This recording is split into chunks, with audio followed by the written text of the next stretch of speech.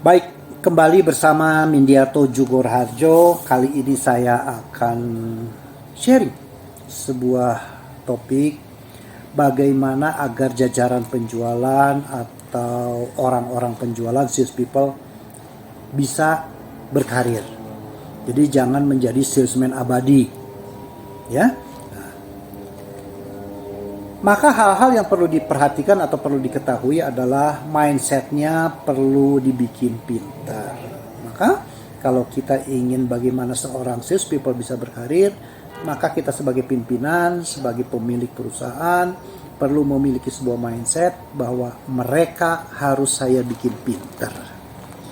Caranya bisa training, and training, and training. Dan butuh anggaran tentunya, ya. Training kan tidak free, butuh anggaran. Hal lain yang perlu diperhatikan juga adalah perusahaan perlu memahami dan memberikan pelatihan yang sifatnya terstruktur dan berkelanjutan. Jadi kebutuhannya itu bertahap. Kali ini kita akan berikan pelatihan tentang topik apa sehingga dia ada akan upscaling, ya. Apakah dia akan menjadi top scalingnya, dan kita berikan pelatihan sesuatu yang barukah, ya. Nah ini perlu difahami dan kemudian berkesinambungan.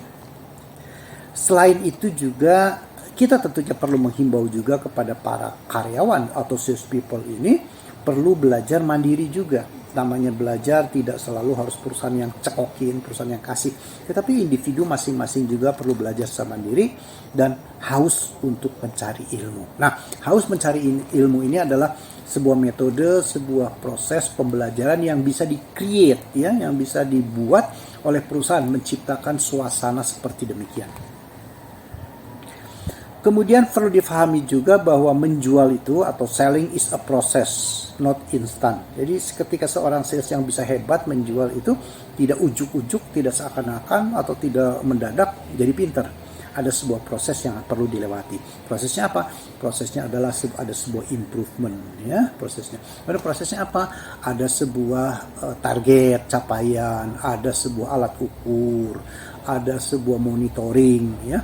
Kemudian ada ilmu-ilmu yang keterkaitan, ya, dengan selling yang perlu ditambahkan umpamanya. Itu jadi selling is a process, not a magic.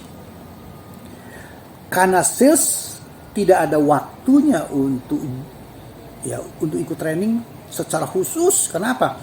Pagi bangun, berangkat kerja, naik kendaraan ya berangkat kerja, kemudian di kantor sudah sibuk dengan kegiatan-kegiatan rutin, pulang kantor kemudian sudah sore, sampai rumah nyaris hampir maghrib atau malam, kemudian istirahat, makan, ketemu keluarga, habis. Besoknya melakukan hal yang sama. Jadi pertanyaan, kapan dia harus belajar? Nah, inilah mereka perlu belajar dalam hal apa? Dalam hal perusahaan untuk men-setting ada hari-hari tertentu memang untuk hari belajar atau hari training, ya. Dan perlu difahami lagi juga bahwa yang disebut dengan selling, yang disebut dengan kerja itu untuk penjualan adalah berakhirnya proses penjualan adalah dengan mencapai target. Maka ketika kita belum mencapai target, bahwa kita sebelumnya belum selesai bekerja. Oke? Maka kita perlu memiliki sebuah mindset kembali, perlu mindset yang keluar daripada hukum rata-rata, hukum kebanyakan. Ya kebanyakan seperti begini sih, ya rata-rata seperti begini.